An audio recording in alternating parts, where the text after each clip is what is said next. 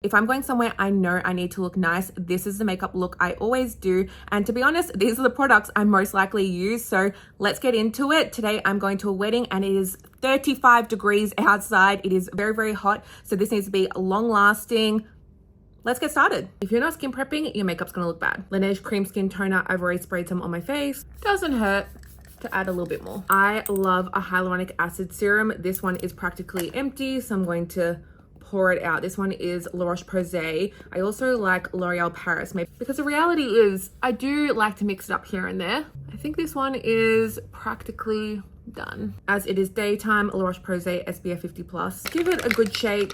This wears really well underneath makeup, so I'm not worried. Don't forget your ears, and I will bring some down on my neck as well, and then I will put some on my chest and my shoulders later, and of course anywhere that's exposed. For an event, I love to use under eye masks. The ones I love to use are the Rare Beauty ones, which are these ones, and it's because they actually stick underneath your eyes and they do not slide around and move. It also means that when we do our eyeshadow, this will also catch the eyeshadow and not go all over your skin. But these are just super cooling. It's really nice to prep underneath the eyes because the under eye is so difficult to get right sometimes. Coke no sugar for prees.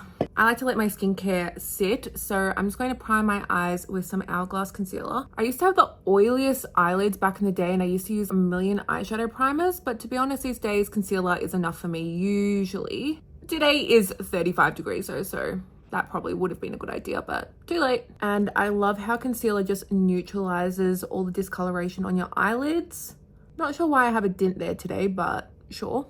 That's gonna make blending eyeshadow really, really fun. And I am going to set my eyelid because people that don't set their eyelids scare me. Before I forget, it's always a good idea to put some lip balm on at the start when you're skin prepping, just so it has time to marinate.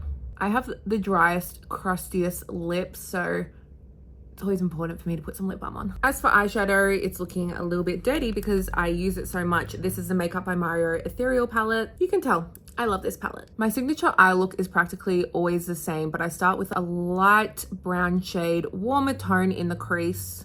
And let's see how this eye goes with the random dent in it. And I love using a big fluffy brush like this one by NARS because it just makes life so much easier. Same brush, darker shade. Just going slightly lower into that crease. Blend, blend. And also going into that outer V always. And then a very easy part is I just grab the most beautiful shimmery glittery shade. Yes, on my finger, and I just pat it onto the area that I haven't put anything. So the inner to around the midpoint. And I can go back and forth and just layer it up depending on how intense I want the shimmer. And if you want it to even look more professionally done or more precise, you could put concealer underneath this. But to be honest, this is my signature eye look because it's quick and it's easy and it's effective. We're not fluffing around today. I pretty much only have 30 minutes. And I really don't mind if the sparkles go beyond the crease. I feel like it looks really iridescent and pretty. After that, I will take some Ingot eyeliner. This one is in brown. And I need my mirror up close and personal for this. But I like to just line the top of my eyes. And on the outer, where I am right now, I like to take it a little bit thicker. You don't have to be too precise with this because you'll see what we're doing in the next step. Sometimes I like to take whatever is left on the brush and just kind of blend that out a bit wider, like I mentioned at the start. And I do like to tightline my eyes with the same brush and product. And by that, I just mean going underneath the eye. And I like to blink into it because that's the easiest way to do it. Just fills in that little gap underneath. After that, I like to take this little tiny brush with a dark brown or black, and in back and forth motions, just blend out the harshness of that eyeliner. And I also like to wing it out. So just following that line, pretending like I am doing eyeliner, but it's just eyeshadow and it's a lot softer. It's just a nice way to lift up the eye, but it's not as nearly as stressful as doing a liquid liner. And if I ever feel like I've taken it a little bit too far, I'll just grab a clean brush and just kind of soften the edges. I want it to look like there's a wing, but not really look like there's a wing, right? Cool. And sometimes we have to remember it doesn't have to be perfect. No one is looking at you that closely. Next step is some primer. This is an Hourglass Veil Primer, and it is my holy grail, and it makes everything sweat and water resistant, and it's great for super long days. And I mainly just focus it in the center of my face. My skin is feeling very soft because I exfoliated using this L'Oreal Paris product before. Because the reality is skin prep is the most important thing And we are going in with another L'Oreal Paris product. This is Glotion. I also like using Charlotte Tilbury Flawless Filter. By the way, I'll put all the specific shades down below. Going in with some It Cosmetics CC Cream. I absolutely love this stuff. And I also love NARS Sheer Glow. I also like other foundations, but those are just my holy grails. Like when you're going to an event, and especially when you don't have the most time, you don't want to be trying new stuff. So I look a bit crazy. Then I grab my beauty blender and I just mix it together. And my personal preference is a medium coverage. I don't want anything super duper heavy. I want it to look like my skin because I am going to add concealer and cream bronzer and all that other good stuff. I have been having a lot of trouble with the dryness of my nose lately. I think it's like the change of seasons. That's why I wanted to exfoliate. You can just see how that's evening out my skin, adding coverage, but it doesn't look super, super heavy. It just proves that skin prep is everything because that area is sitting so much better than it has in the last 2 weeks. I also like to just take the excess and blend it down my neck and my ears. I don't like taking a lot of foundation down there. I think you should just be matching, so then it shouldn't be too much of an issue. I have so many different favorite cream bronzers, but I'm back on my Nude Sticks Bondi Bay. I also really like the Rare Beauty ones. I just go through phases, and I make sure to bronze my forehead because that's where the sun naturally hits. So it'll look really weird if I had these bronzy cheeks and no color on my forehead. Sometimes I go around my nose a little bit just to add a little bit of dimension, and the jawline. It's feeling quite subtle and I'm going to a wedding, so I will take some of this Rare Beauty one and just take it really into like the hollows of my cheeks. It's not really contouring because it's not a cool tone shade, but it is contouring.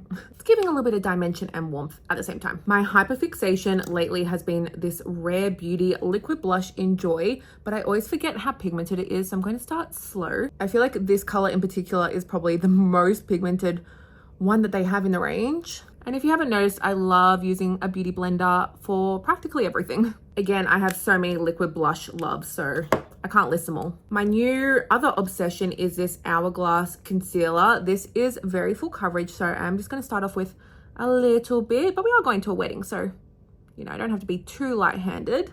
But I like putting it underneath my eyes and anywhere that I feel like needs a little bit more coverage, around the chin, mouth. Sometimes the nose needs a little bit of love. But if you follow me on TikTok and Instagram, which you definitely should be, I love the Kosas concealer. I've just run out, I believe. So I thought I would try something new, and this is so different, but I'm really enjoying it. And it's very important to take your concealer all the way up here to brighten. And I do like to take my concealer and kind of correct where I've put any eyeshadow. So making sure I don't stuff up that little wing, but just getting really close to clean it up. And usually I do blush after, so I don't know why I did that because the concealer kind of takes it away. So I'm just gonna add a little bit more.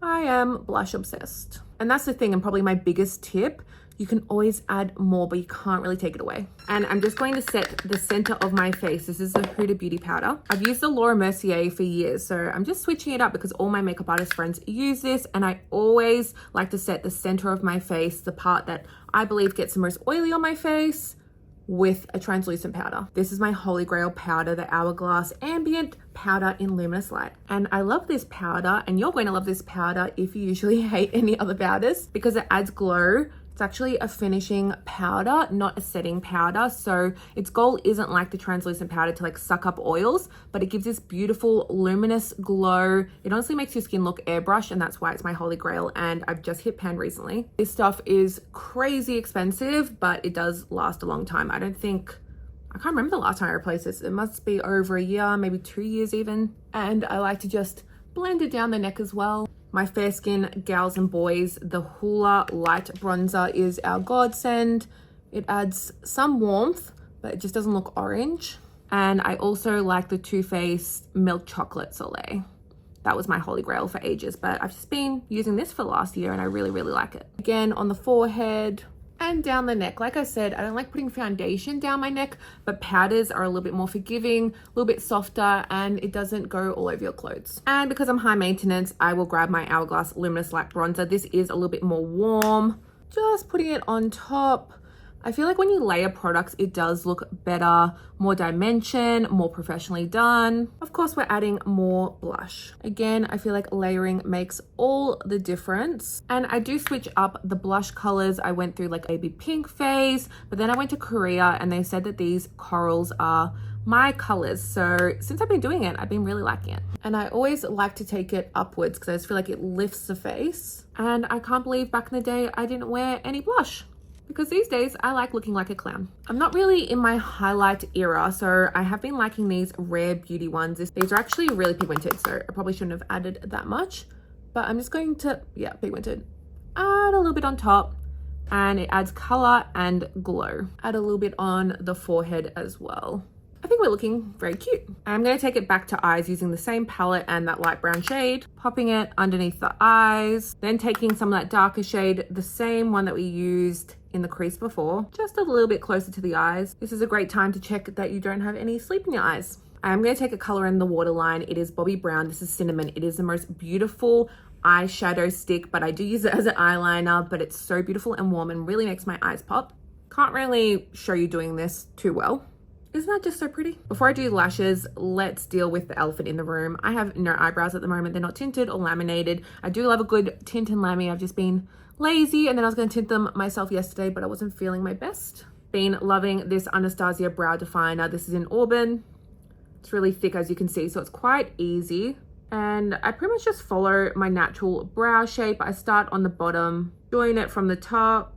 I actually have a video of Anastasia Beverly Hills doing my brows, and I filmed it for YouTube. I just never started my YouTube channel. So again, comment if you want to see that, because that was a very big pinch me moment.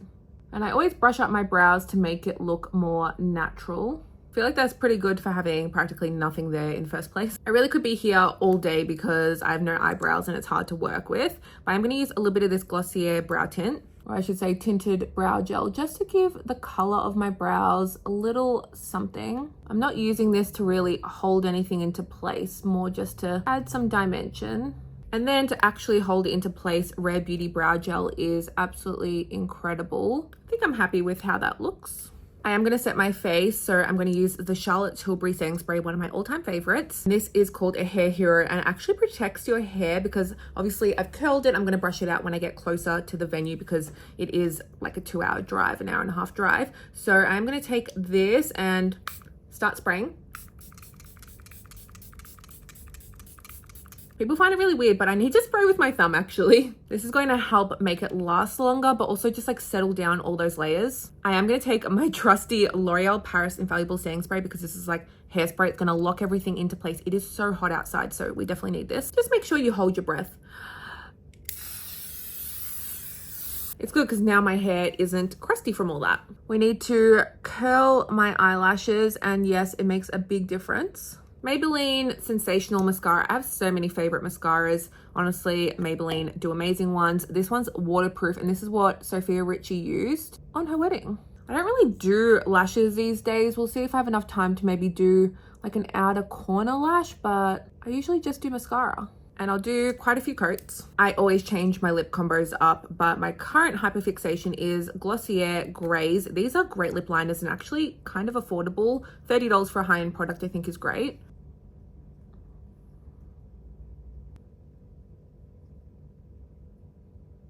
And then we take a little bit of this Westman Atelier lipstick. This stuff is so pigmented. It's called Minx.